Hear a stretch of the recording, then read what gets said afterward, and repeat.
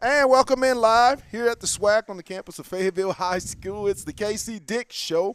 Coach Dick will be joining us here shortly. Also, too, Coach Derek Davis. We're going to talk about a little defense and how he's seen his team progress just 5 games into the season. But to start it off, senior Chris Anderson. This is a young man who's, coming off injury. Got hurt first game of the season, but since been back and really playing an important role. Chris, welcome to the show. What's good, man? Glad to be here. Now, this is Chris's first time live with us. And so, Chris, when you look back at your career here at Fayetteville, and it goes back to your freshman all the way to now, how have you seen yourself grow in this program?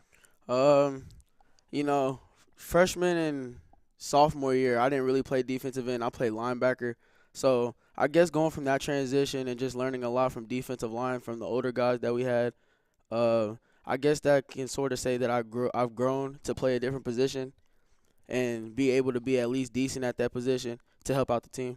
When you came into this year, everyone knew that probably the biggest question mark, that everybody didn't know was the defensive line. I mean, how have you guys, taken that pressure and kind of try to use it as motivation? Yeah, we've been trying to use it as fuel to, thrive through the season. We are a little undersized, but, that doesn't really matter. I just came back from injury 2 games in. I haven't really did much, but we're going to change that soon. Talk about what it's like playing on that defensive line with guys like Jeremiah Conley, Jeremiah Williams. You got Caden Walters and those guys. Just talk about that room and how much fun it is to be a part of that. They're younger guys. I feel like they're, good teammates, good people to be around. Jeremiah Conley and Jeremiah Williams, they really set the tone. Jeremiah Williams has a lot of energy when it comes to the team. I just really like playing with those guys. Caden Walters as well. Caden Dobbins and Slater. Yeah, those are all my guys. Yeah. Coach Harris. I mean, a guy I consider, Coach Corey Harris, a guy I consider to be one of the more elite defensive line coaches in the state of high school, in Arkansas and high school football. Right. I mean, what type of coach is Coach Harris, and how enjoyable is it to be coached by that guy? Coach Harris, he's not one of those coaches that is just gonna take it easy on you. He's gonna give you a lot of pressure, but you're just gonna have to deal with that. It's Coach Harris, but at this moment, when he has his moments, he's a really fun coach to be around. Just a really fun guy to be around in general. And throughout junior year and senior year, I've loved being coached by Coach Harris. Now, you guys coming in off of 2 hard, very, very tough, disappointing losses in Conference 0-2, but now heading to Northside this Friday. Chris, when you think about Northside, what are you guys going to have to do on the defensive side of football to get that first win in the Colorman Conference and get yourselves back off of this 3-game skid you guys have been on? Well, I'm going to just say we go to Northside and actually set the tone, get a lot of stops because as we can see, we did allow a lot of points going on to those 2 losses in conference. So I guess really just set the tone and just change better things and just do better things into the game to where they don't score a lot of points. Another question, Coach Derek Davis, your DC. I mean, talk about him, the importance of having a defense coordinator that was just voted just this past season defensive coordinator of the year in the state. Right. Coach Davis, he's a fun coach to be around too. He's also one of those coaches that's not going to take it very easy on you. He will push you to your limits, and I think him as a coach, he's worked me harder to be where I'm at now. And he's just a good coach. Now I'm gonna have a little fun with Chris. Now, just gonna have a little fun. What you playing? What's in the playlist in Chris Anderson's vehicle when he listens to some music? What 5 songs or who are your 5 top artists right now? I'm gonna have to go with Lil Wayne, a little bit of Kanye West, J. Cole, a little bit of Drake. Okay, I like that new one Drake got going. I think probably gonna put a little bit of Tupac in there. Yeah, I love listening to Tupac. Old school. Yeah, okay, yeah, that's my playlist, man. Okay. Man. When I come to the football stadium, Chris, I buy popcorn. I'm a fan. I get some Coke, and I go to the stands. That ball's kicked off. What type of football player am I going to see in number 14, Chris Anderson? Just really out there fighting, being a dog. I'm a little bit undersized, so I really use that as fuel. So I really go out there and just try to play to my best abilities.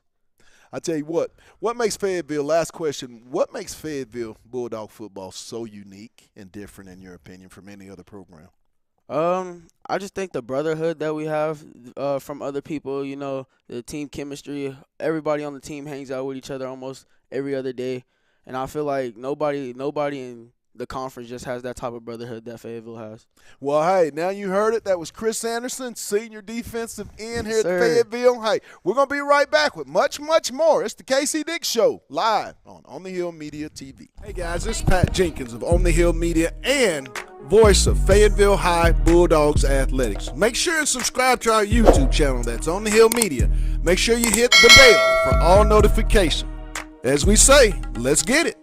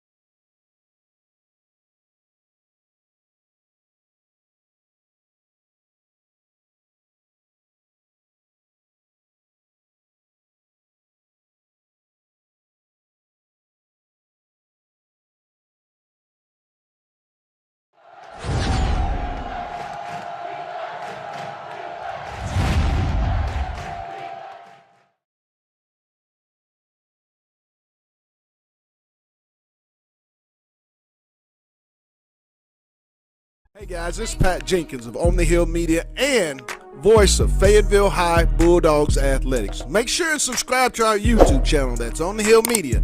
Make sure you hit the bell for all notifications. As we say, let's get it.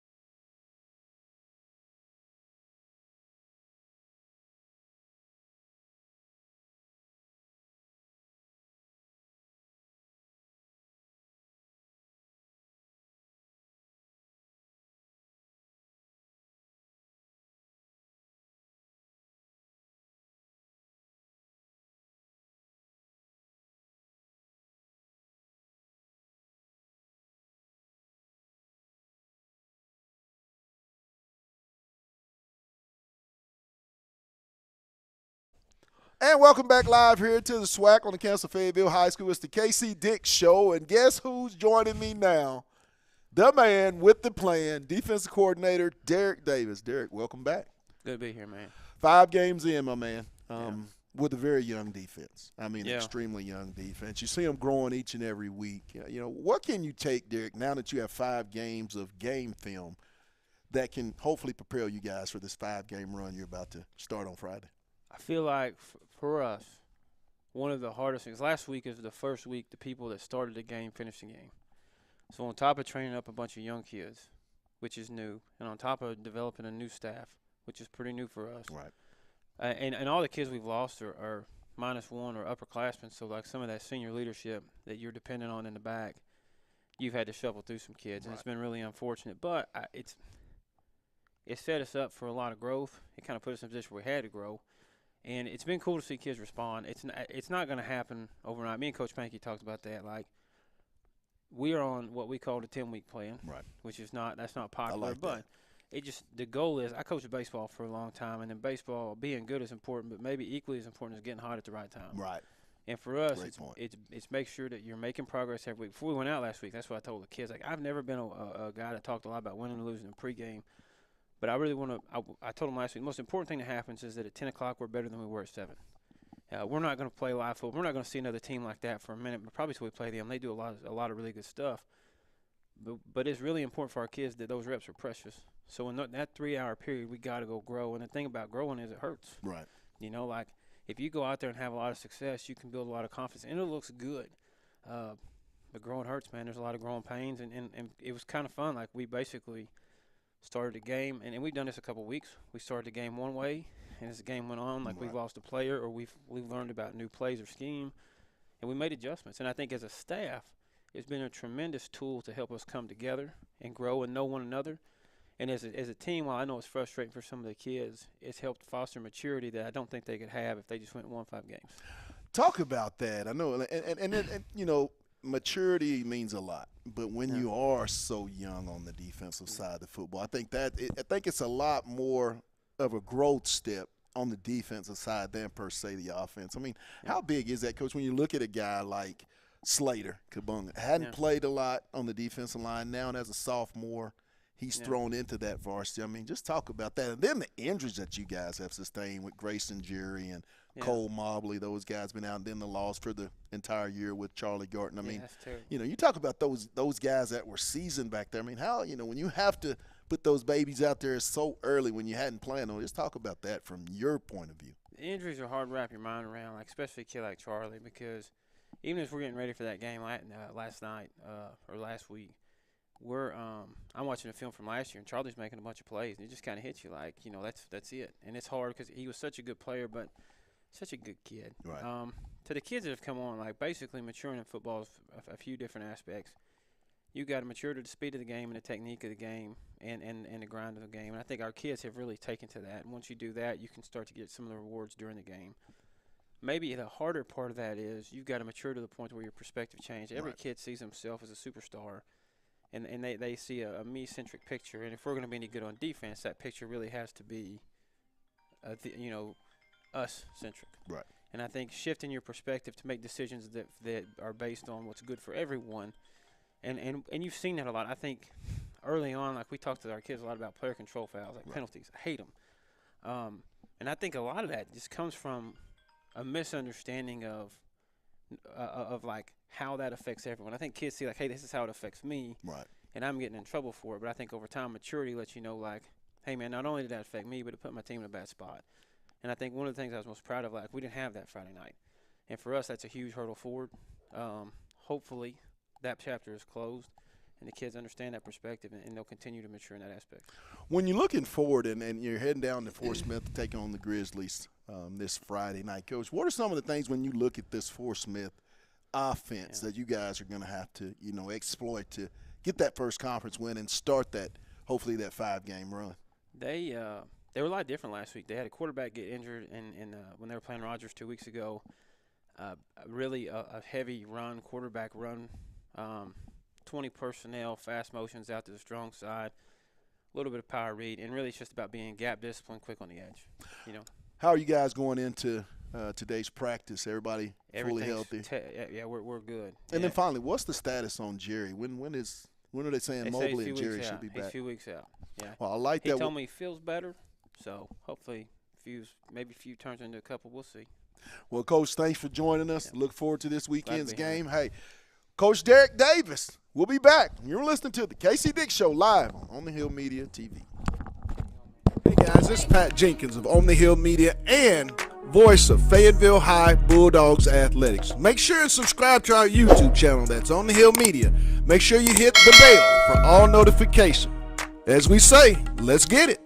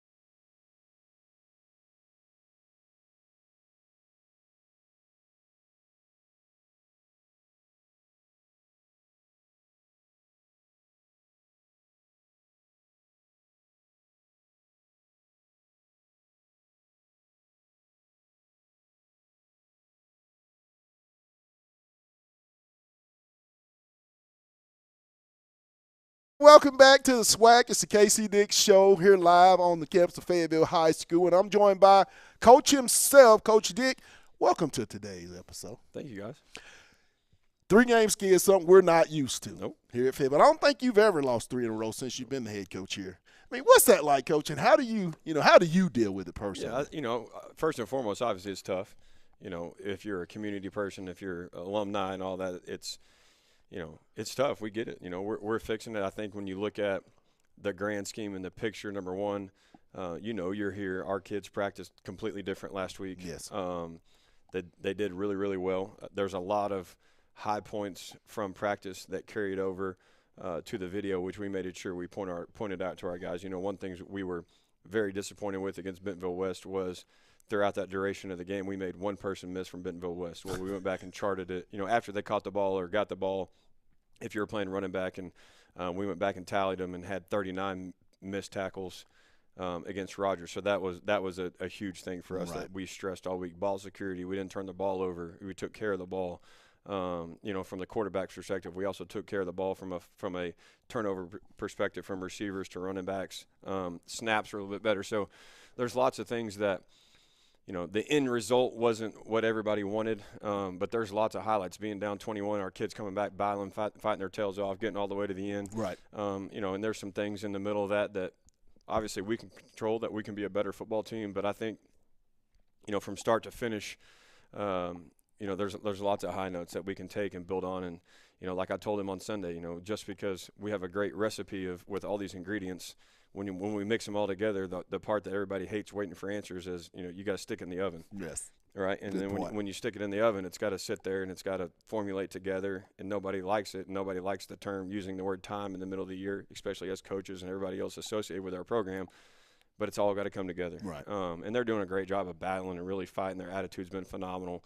And they, like I said, they put their head down, went to work, and when it all comes together and everybody on each side of the ball does what they're supposed to, we're really, really good. And there's some young guys obviously in there that are having to figure it out on the run. Yes. And they're figuring it out on the run against really good teams. You look at, obviously what West has done, what Rogers has done, what Texas High has done. So they're seeing a lot of things, getting a lot of things thrown at them, and there's progress being made. Obviously we need it to happen a little bit quicker for sure. How much do you think this schedule has helped with the growth of such a young football team? Guys, when you think, Coach, you played Broken Arrow, Texas High, West, and then Rogers, all teams that have Division I college talent and very good offensive and teams that they're going to make runs for state championships. And on defense, there's lots of young guys. Yes. All the D-line is guys, are juniors that played in a role play that are still figuring it out. And the linebackers are really young right now for various reasons and, things that occurred during the season. So those guys are getting thrown in the fire and figuring it out, and they're making lots of strides. It's just they're seeing a bunch of different things, continuously getting better and studying and correcting things. And, from the offense, it was more of, okay, how can we get better? And, one of the things we wanted to do was really find out who we are, and I think we found who we are, what our niche is going to be.